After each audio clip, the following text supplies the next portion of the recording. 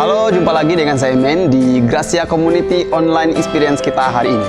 Apa kabarnya Anda semua? Senang rasanya saya bisa menjumpai dan menyapa Anda semua hari ini. Terima kasih baik Anda yang Kristen maupun Anda yang bukan Kristen yang selalu setia menyaksikan tayangan kami ini. Saya ucapkan selamat bergabung. Serta untuk semua rekan-rekan Gracia Community Purwokerto dan Jakarta, serta The City Light, salam kompak selalu. Teman-teman, kita sebagai bangsa Indonesia patut bangga dan hormat karena beberapa waktu lalu Indonesia menjadi tuan rumah konferensi tingkat tinggi KTT G20 yang dilaksanakan pada 15 sampai 16 November 2022 di Bali, berjalan dengan lancar dan sukses. Dampak positif yang luar biasa untuk Indonesia ini baik secara ekonomi maupun pariwisata, di mana Indonesia makin tenar dan dikenal dunia. Teman-teman, berbicara tentang tenar, banyak orang ingin tenar, bahkan berbagai upaya dilakukan supaya orang kenal akan dirinya. Apalagi sekarang teknologi canggih dan media sosial yang begitu banyak, sehingga orang dengan mudahnya bisa mengakses segala sesuatu. Dan tidak sedikit orang ingin tenar dengan melakukan hal-hal yang tidak wajar, bahkan berani mengeluarkan dana yang besar agar orang banyak mengenal dia hanya untuk satu kata, tenar. Apakah Anda ingin tenar? Pingin tenar? Inilah tema khotbah hari ini yang akan dikupas secara tuntas dan jelas oleh Ibu Pendeta Louis. Apa dan bagaimana pingin tenar itu? Mari kita saksikan bersama.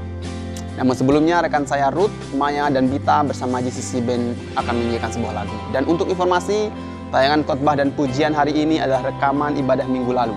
Dan semuanya telah melalui protokol kesehatan yang ketat. Jadi teman-teman, jangan kemana-mana dulu, tetap stay di channel ini. God bless you.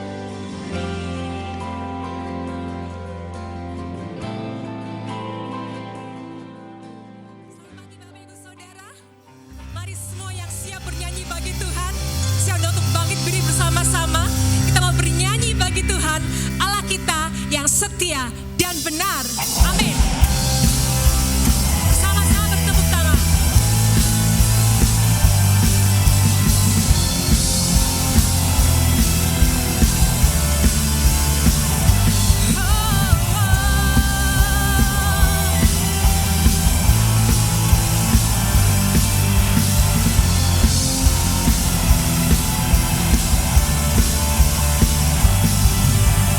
Aku kan bersuka karena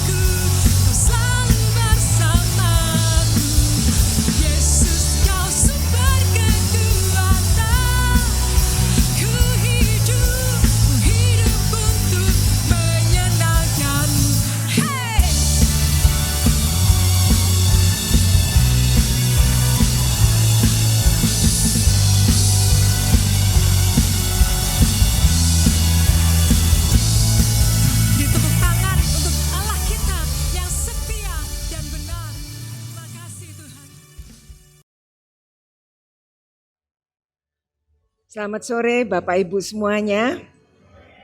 Apa kabar? Tentunya saya mengharapkan semua dalam keadaan sehat. Ya, minggu-minggu yang lalu saya mendapat WA dari beberapa jemaat. Mereka minta didoakan karena sedang sakit. Ya, bukan sendirian, serumah sakit. Aduh, saya bilang kok banyak banget yang sakit ya. Tapi Tuhan sudah memberikan pertolongan dan kesembuhan buat anak-anak Tuhan. Dan Tuhan juga sudah memberikan kesehatan untuk saya. Selama 2 minggu ini saya memeriksakan jantung dan ternyata tidak ada sesuatu yang perlu dikhawatirkan karena Tuhan sudah mengangkat semua sakit penyakit itu. Saya yakin ini semua karena berkat doa saudara-saudara semua. Terima kasih untuk doa-doa yang sudah dipanjatkan bagi saya pribadi. Nah, sore hari ini kita akan memeriksa firman Tuhan, judulnya Pengen Tenar. Semua orang itu sebetulnya kepingin tenar, betul enggak? Ya kan? Nah, tapi ada kata bijak yang mengatakan, jangan pernah menghitung apa yang telah kau berikan, tetapi ingatlah apa yang telah kau terima. Jangan menghitung apa yang telah kau berikan. Orang yang kepingin tenar itu tidak pernah menghitung perbuatan baiknya. Orang yang kepingin tenar itu tidak pernah memikirkan bagaimana dia melakukan kebaikan-kebaikan dan harus diperhatikan. Tidak. Tetapi orang yang kepingin tenar selalu memperhatikan apa yang sudah diterima sebagai berkat Tuhan dan apa yang harus dilakukan dengan berkat yang Tuhan berikan. Tuhan selalu memberikan kebaikan-kebaikan bagi kita semua. Kita tidak bisa menghitung kebaikan-kebaikan Tuhan yang diberikan setiap hari, setiap jam, setiap menit. Karena itu, saat kita melakukan kebaikan untuk orang lain, jangan pernah menghitung, mengingat kebaikan itu. Apa saja yang sudah kita berikan kepada orang lain, itu merupakan sesuatu yang berpindah tangan dari kita kepada orang lain dan itu sudah ditentukan oleh Tuhan untuk mereka, untuk orang-orang yang ada di sekitar kita. Saudara-saudara melihat kalau hari Jumat itu ada Jumat berkah. Ya, saya melihat seringkali orang-orang membagikan nasi dus kotak ya, banyak sekali orang yang antri. Dan saya dalam hati, saya berkata, Tuhan kapan gereja kita bisa melakukan kebaikan itu? Saat kita melakukan kebaikan, tidak perlu harus dipaksa, tidak perlu harus didorong-dorong, tapi harus tergerak dari hati kita, melakukan kebaikan. Saya melihat orang yang menerima itu bersuka cita. Mereka orang-orang sederhana. Ya, mereka bersuka cita. Ada yang mengambil 2-3 lalu dibagikan kepada temannya yang jalannya susah. Saudara-saudara, semakin kita mengingat segala perbuatan baik kita akan jauh dari kasih Tuhan. Mengapa? Karena semakin kita mengingat segala perbuatan baik yang kita lakukan, kita kepingin perbuatan baik itu diperhatikan, dipuji oleh orang. Dan itu bukan tujuan Tuhan. Semakin kita mengingat segala kebaikan yang kita terima dari Tuhan, itu kita harus belajar bagaimana caranya untuk memiliki kerendahan hati dan mengasihi orang lain dengan hati kita. Hitler adalah veteran Perang Dunia Pertama yang mempunyai banyak gelar. Dia dikenal sebagai diktator kuat, pemimpin partai Nazi, dan pemimpin Jerman pada abad ke-20. Hitler ini dianggap orang paling terkenal, paling tenar. di masa kejayaannya dia berhasil memimpin, tetapi dia juga seorang yang sangat kejam. Semuanya itu boleh baik, tapi ada jeleknya juga. Dan jeleknya itu nggak tanggung-tanggung. Nah, pemerintahan Jerman satu waktu ingin membuat satu film dokumenter tentang Hitler untuk ditayangkan di bioskop-bioskop. Hitler bangga, ternyata aku orang dihargai. Ternyata orang kepingin menyaksikan kejayaanku. Ya. Lalu semua orang berbondong-bondong menuju ke bioskop, kepingin lihat filmnya Hitler ini, termasuk Hitler sendiri. Nah, sewaktu film itu mau diputar, ada seorang wakil pemerintah berdiri dan berkata, "Saudara-saudara, mari kita berdiri dan memberikan penghormatan bagi pemimpin agung kita yang akan kita saksikan filmnya sebentar lagi." Semua orang berdiri. Hitler karena kagumnya, dia tetap duduk, lupa berdiri. Sampai ada seorang bapak menepuk pundaknya dan berkata kepada dia, "Bung, cepat berdiri. Ya, cepat berdiri. Aku tahu rasanya bagaimana kita dipaksa harus menghormati si haram jadah ini." Tetapi Hitler enggak menghiraukan. Dia tetap duduk. Lalu orang itu berkata, "Sebentar lagi polisi akan datang dan akan menangkap kamu karena kamu tidak mau berdiri. Karena itu cepat berdiri." Nah, di situ Hitler mengira bahwa dia sudah mendapat penghormatan yang luar biasa dari rakyatnya. Ternyata dugaannya itu salah total.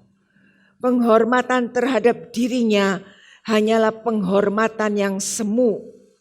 Orang menyebut dirinya sebagai si haram jadah. Ini merupakan satu penghinaan bagi Hitler.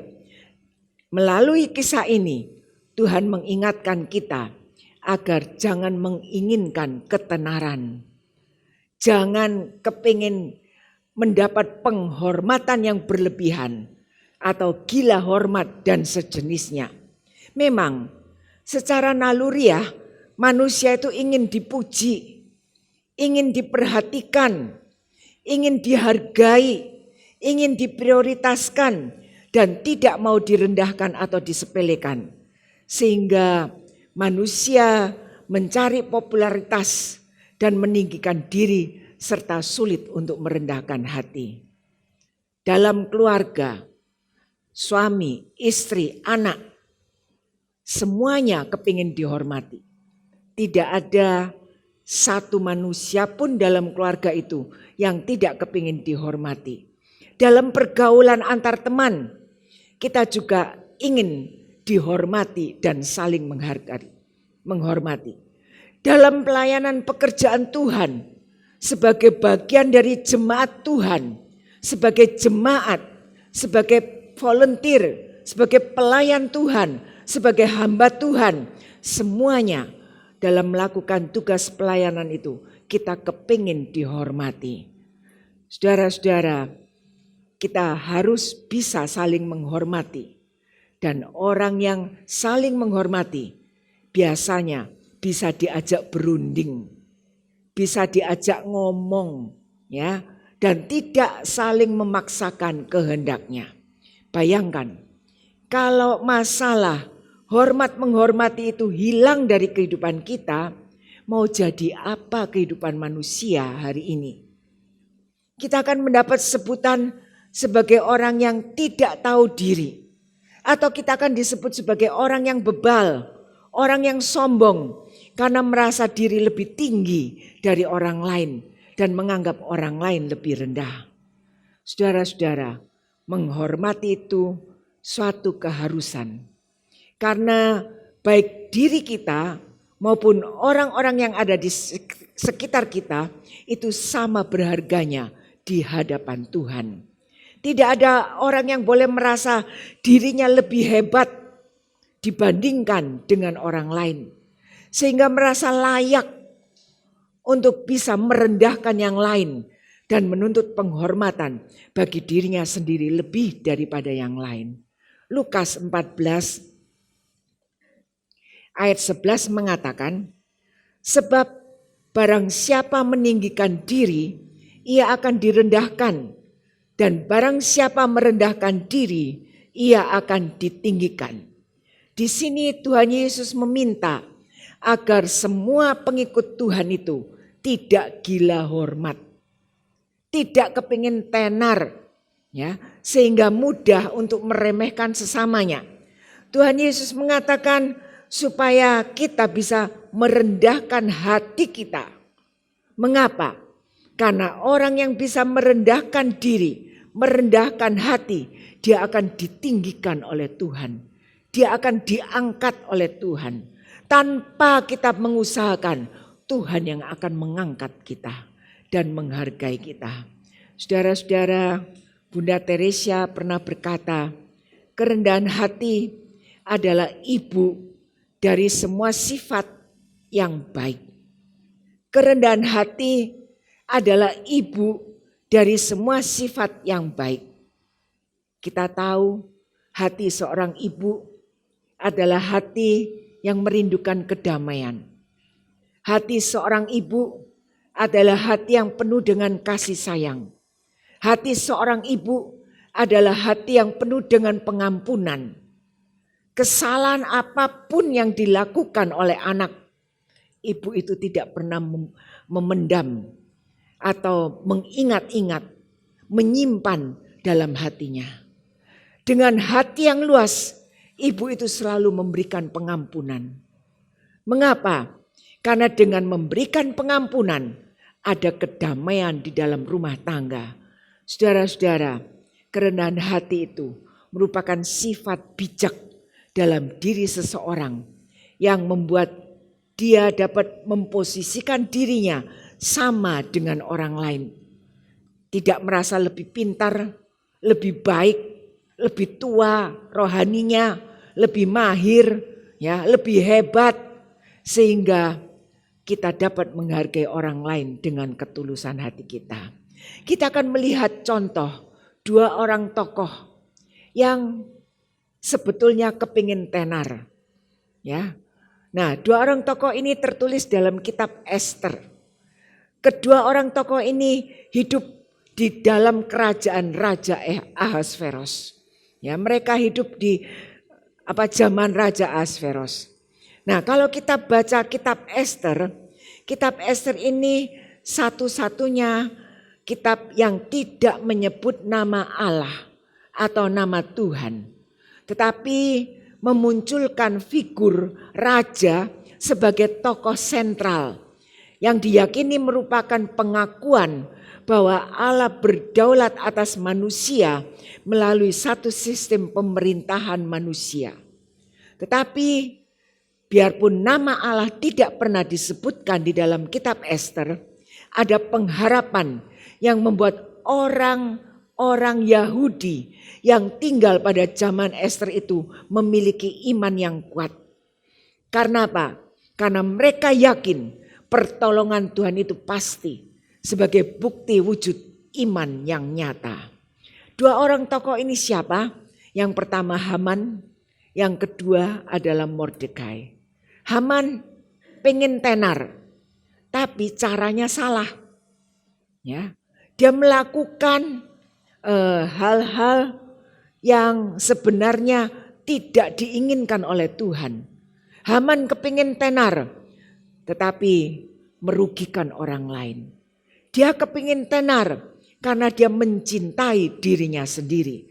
Kita baca Ester pasal 3 ayat 1, di situ dikatakan, sesudah peristiwa-peristiwa ini, maka Haman bin Hamedata, orang Agag, dikaruniailah kebesaran oleh Raja Ahasveros dan pangkatnya dinaikkan serta kedudukannya ditetapkan di atas semua pembesar yang ada di hadapan Baginda.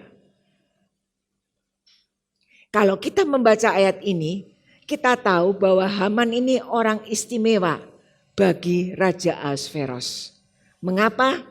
Dikatakan dikaruniai kebesaran. Ya, dikaruniai kebesaran.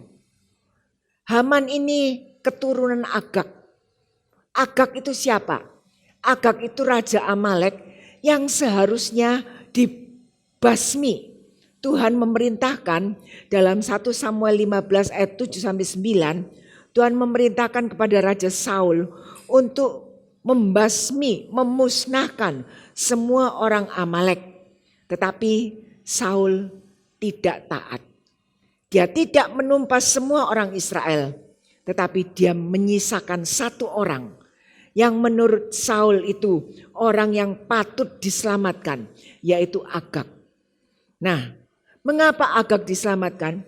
Karena dia seorang raja yang penuh dengan kekayaan. Dia diselamatkan oleh Saul. Saudara-saudara, Raja Agag ini diselamatkan. Dari situ timbul masalah besar dalam kitab Ester. Ya, dikatakan Haman merupakan keturunan Agag dan Haman merupakan biang kerok yang merencanakan untuk menumpas orang Israel, orang pilihan Allah. Ketidaktaatan Saul membuat banyak kesulitan bagi Israel. Kita diajar untuk belajar taat kepada perintah Tuhan melalui firman Tuhan yang kita baca. Mengapa? Agar tidak menimbulkan masalah dan mengalami masalah dalam kehidupan. Nah, kita baca Haman itu dikaruniai kebesaran. Artinya Haman ini mendapat anugerah, mendapat kesempatan untuk jadi orang terhormat di zaman Raja Ahasveros. Diberi kepercayaan, diberi tugas untuk ditetapkan. Tetapi apa yang dilakukan oleh Haman itu sangat menyedihkan. Harusnya Haman bersyukur, tetapi itu tidak dilakukan oleh Haman. Saudara-saudara, Tuhan juga memberi kita kesempatan untuk melakukan sesuatu tugas. Entah di dalam rumah tangga, Tuhan memberi kita kesempatan untuk menjadi kepala keluarga yang baik, ibu rumah tangga yang baik, anak-anak yang baik. Di dunia bisnis, Tuhan memberikan kita kemampuan untuk berbisnis. Di dalam pelayanan pekerjaan Tuhan, Tuhan juga memberikan kita kemampuan. Semua kesempatan diberikan oleh Tuhan untuk saudara dan saya. Tuhan memberi kesempatan itu untuk kita. Supaya apa? Supaya kita dapat mengerjakan dengan penuh tanggung jawab dan ucapan syukur di hadapan Tuhan. Tuhan memberikan kesempatan untuk kita dapat menjadi orang yang berguna. Kesempatan yang Tuhan berikan seringkali tidak datang dua kali.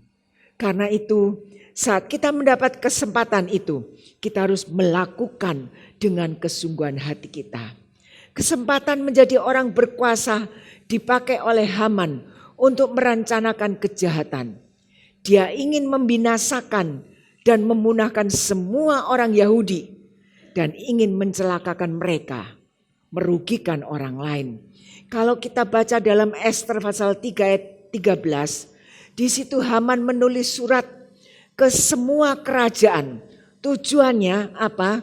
Tujuannya untuk memusnahkan, membinasakan orang-orang Yahudi dari yang muda sampai yang tua. Bahkan anak-anak ataupun perempuan-perempuan dalam waktu sehari. Nah, saudara-saudara, rencana jahat Haman ini disampaikan kepada Raja Ahasveros.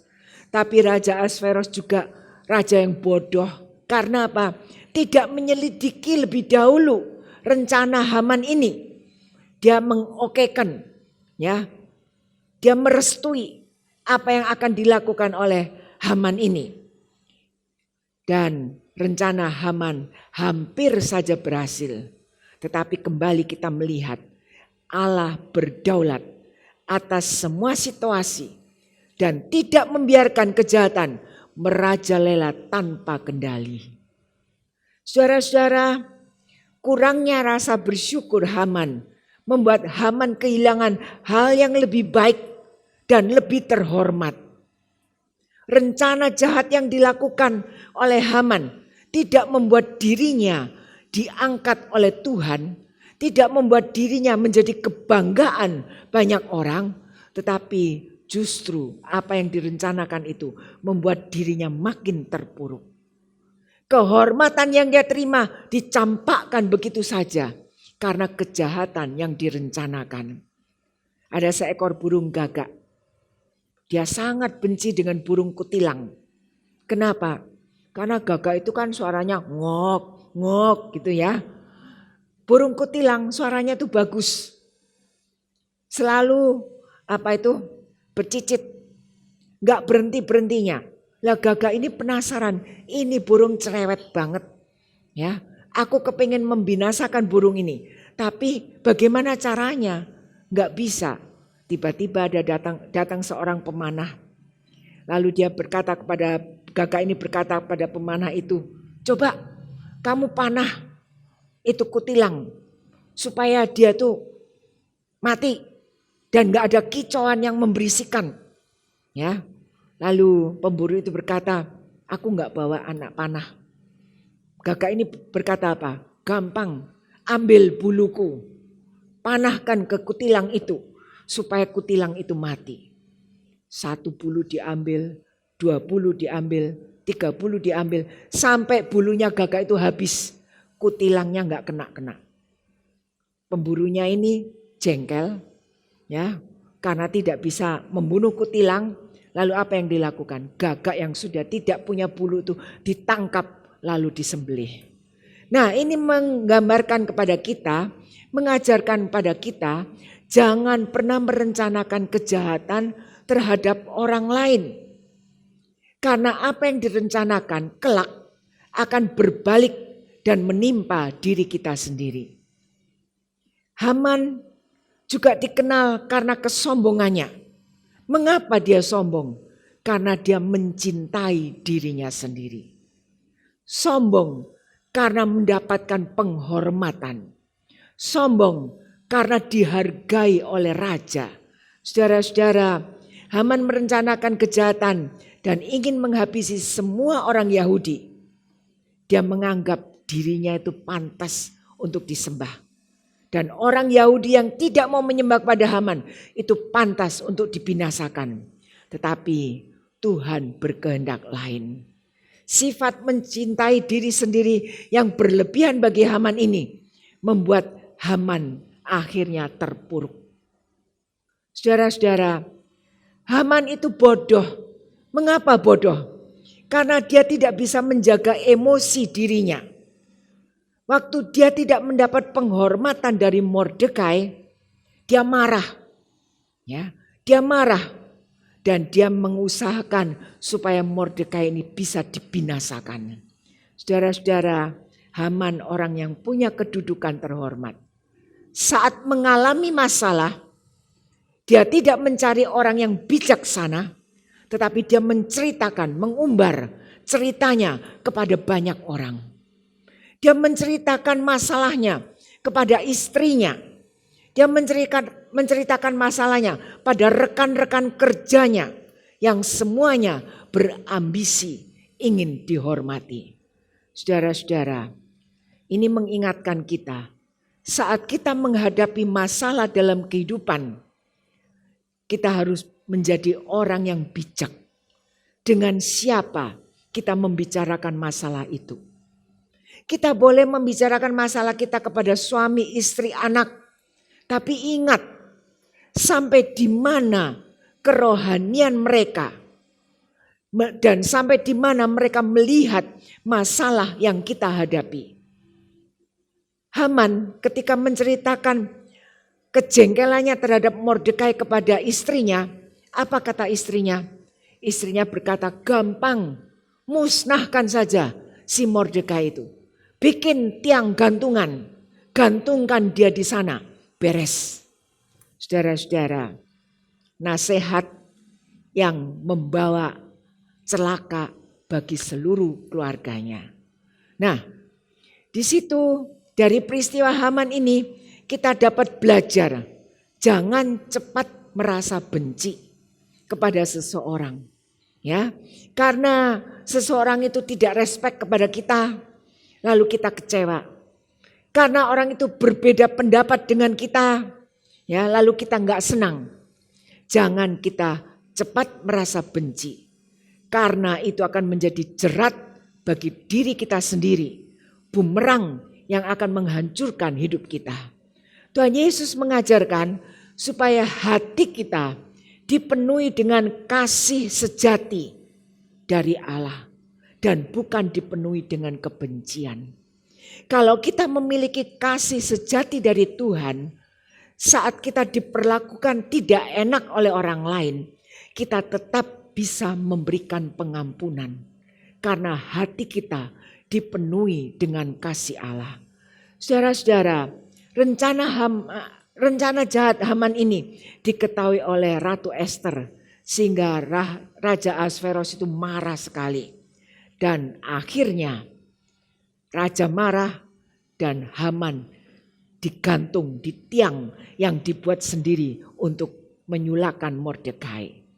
Belajar dari Haman, jangan kita merasa menjadi orang yang kepedean, ya, terlalu percaya diri berlebihan, sombong, gila hormat, sebab sikap-sikap seperti ini membuat kita menjadi orang yang tidak bijaksana dan akan melakukan kesalahan-kesalahan berikutnya.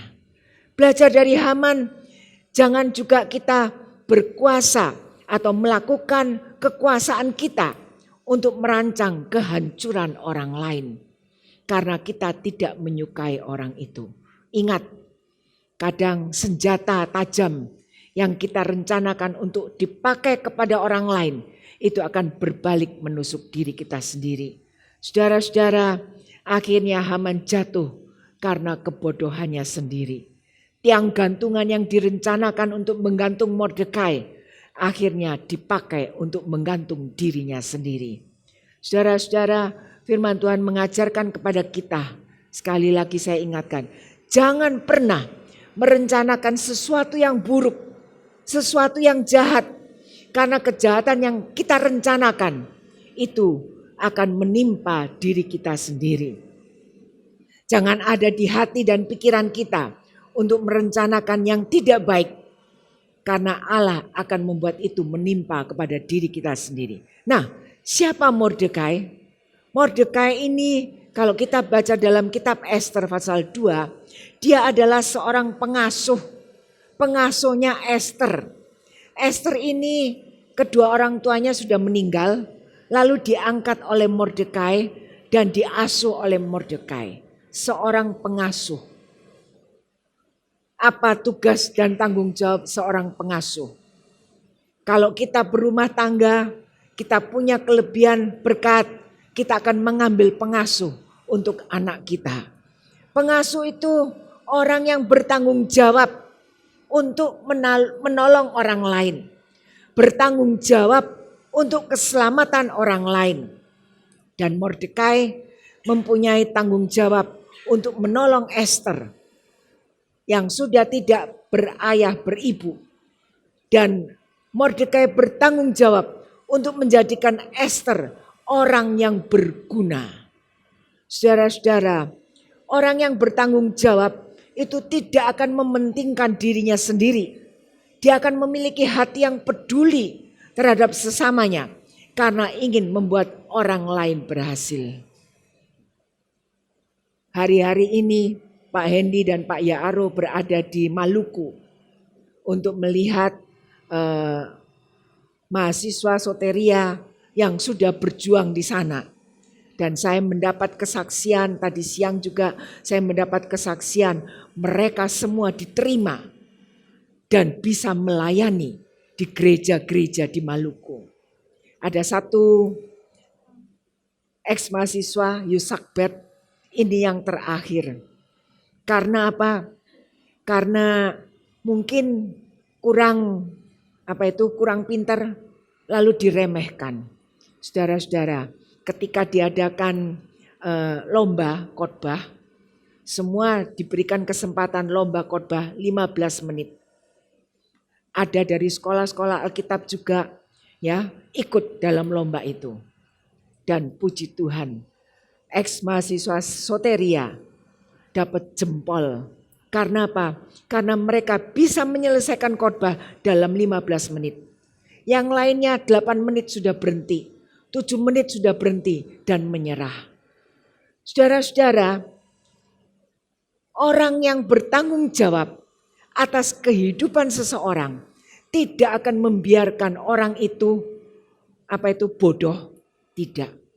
Dia akan mengusahakan supaya apa yang dimiliki itu disalurkan, diberikan kepada orang lain. Supaya orang itu bisa menimba dan meniru apa yang disampaikan. Saudara-saudara, orang yang bertanggung jawab itu biasanya tidak mementingkan diri sendiri. Memiliki hati yang begitu peduli terhadap sesamanya. Sebagai seorang guru, tentunya kita tidak ingin seorang ayah, seorang ibu, kita tidak ingin kalau anak-anak kita tetap bodoh dan tidak bisa mengikuti apa yang kita ajarkan. Kita selalu memberikan hal-hal yang baik. Kita selalu ingin supaya mereka bisa berhasil. Mereka bisa menerapkan kehidupan mereka dengan baik. Karena itu kalau kita menerima pelajaran sesuatu yang baik dari orang lain, terima, serap dengan sebaik-baiknya. Itu merupakan bekal bagi kehidupan kita. Nah, Mordekai adalah orang Yahudi yang taat kepada Allah. Walaupun dia orang buangan. Ya, sebagai orang buangan, Mordekai tidak memiliki mentalitas sebagai orang buangan. Orang buangan biasanya dianggap sebagai orang yang tidak berguna. Tetapi tidak berlaku bagi Mordekai. Walaupun dia orang buangan, tetapi dia orang milik kepunyaan Tuhan. Dia orang yang takut kepada Tuhan. Ketika raja mengeluarkan perintah bahwa semua rakyat harus menyembah kepada raja dan tidak boleh menyembah kepada Allah, Mordekai dengan hati yang hancur, dia berdoa kepada Tuhan untuk mendapatkan kekuatan. 3 hari 3 malam Mordekai dan Ester berpuasa.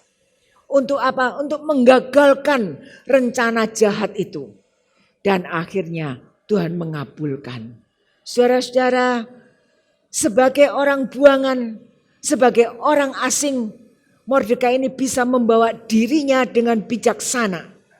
Sehingga saat dia melakukan tugasnya dengan baik, Tuhan juga menganugerahkan keselamatan untuk Mordekai dan seluruh orang Yahudi. Ini mengajarkan kepada kita pentingnya ketulusan dalam melakukan tugas pelayanan apapun yang Tuhan berikan melalui kehidupan ini. Jangan kita melihat, wah ini pelayanan bukan untuk saya. Ini pelayanan cocoknya untuk si A. Ini pelayanan cocoknya untuk si B. Semua pelayanan yang Tuhan berikan itu harus kita kerjakan, kita terima dengan sebaik-baiknya. Karena dari situ kita akan mendapatkan berkat dari Tuhan.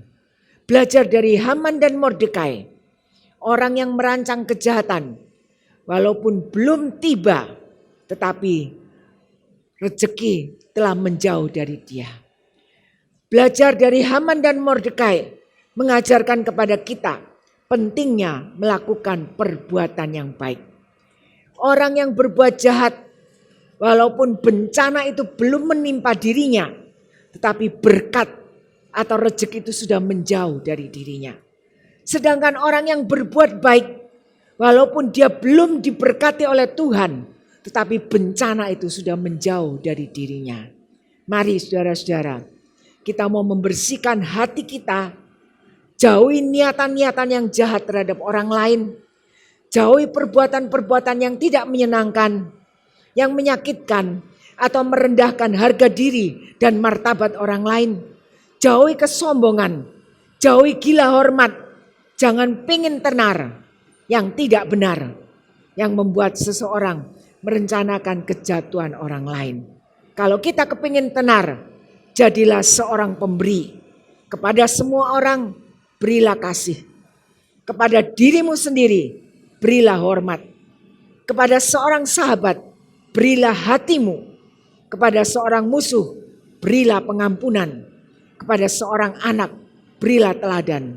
Kepada orang tua, berilah kepatuhan dan kebanggaan lewat perilaku sebagai anak. Dan kepada Tuhan, berikan pengabdian yang tulus dan ikhlas. Amin. Mari kita berdiri bersama-sama. Kita nyanyikan lagu tadi, Tuhan selalu menolongku.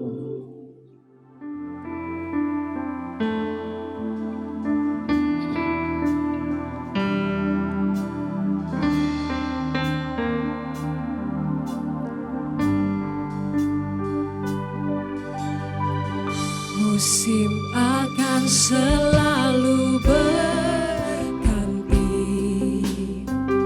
kasih Tuhan tetap abadi, tak akan berubah sampai selamanya. Ku tetap percaya, Tuhan memberkati, ku yakin Tuhan melindungi, burung di udara Tuhan pelihara karena kasih-Nya. Tuhan selalu menolongku, selalu menjagaku, sehelai di rambutku tak akan terjatuh tanpa seizin-Mu. Tuhan selalu menolongku, selalu menjagaku, Dia mengenyangkanku dan peliharaku seumur hidupku. Tuhan selalu menolongku,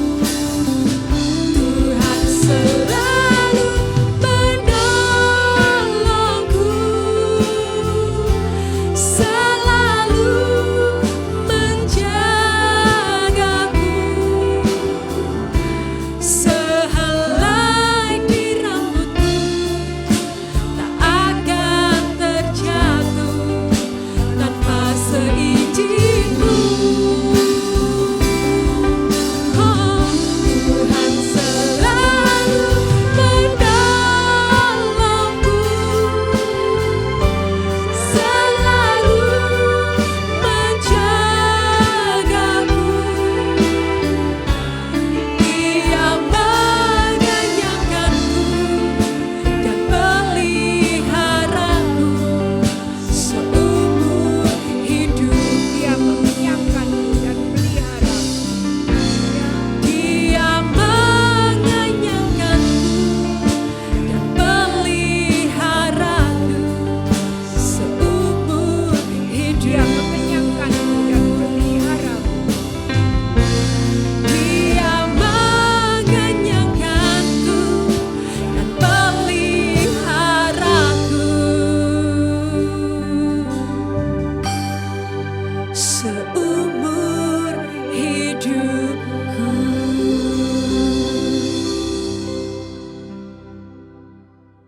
Kami yakin akan janji Tuhan bahwa Tuhan akan selalu menolong kami dalam keadaan apapun.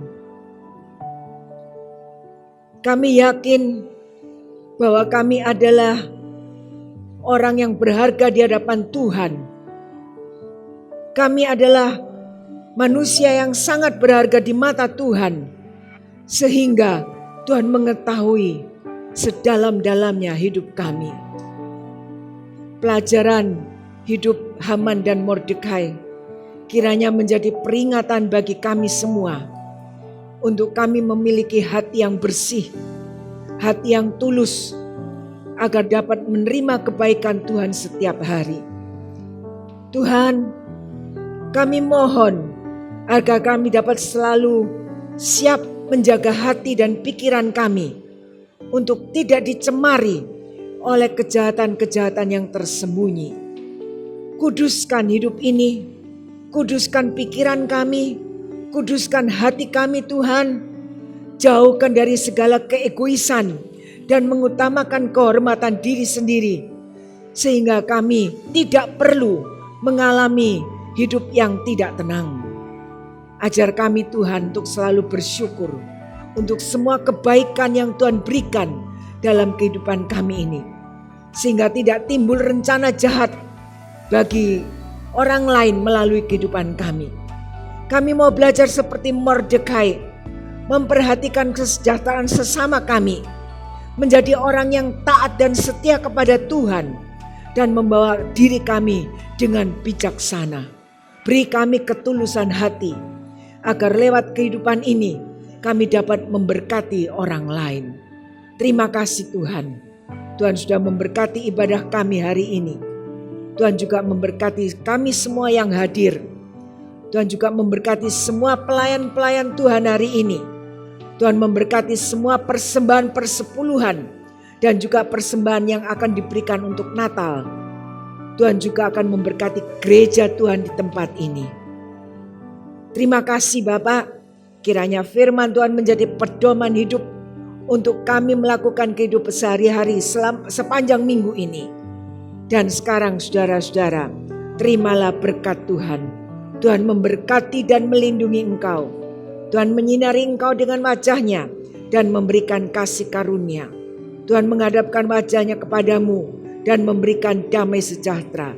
Berkat dari Allah Bapa, Allah Anak, dan Allah Roh Kudus akan menyertai rumah tangga, anak-anak, usaha pekerjaan, juga gereja Tuhan di tempat ini. Mulai malam hari ini sampai Maranatha Tuhan Yesus datang kembali yang kedua kalinya. Bersama-sama kami mengatakan, dalam nama Tuhan Yesus Kristus, Juru Selamat kami sudah berdoa. Amin.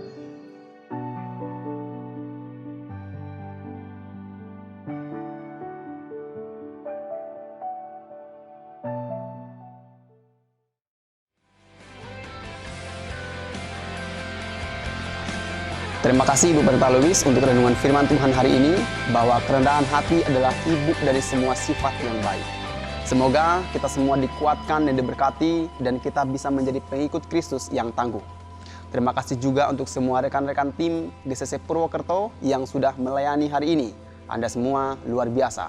Salam kompak selalu.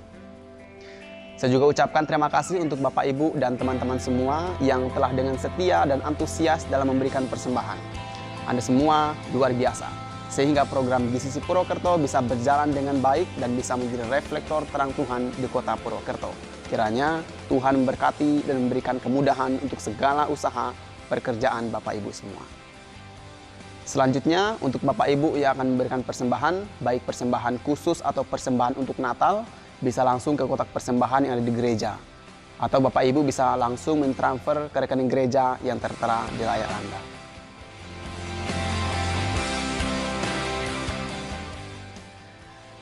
Teman-teman, walau pandemi sudah mereda, tapi mari kita tetap patuhi protokol kesehatan yang ada dengan tetap menggunakan masker, rajin cuci tangan, hindari kerumunan, dan lindungi diri Anda, keluarga, dan Indonesia. Saya Emen, sampai jumpa di online experience kita Jumat depan. Salam sehat, Tuhan Yesus memberkati.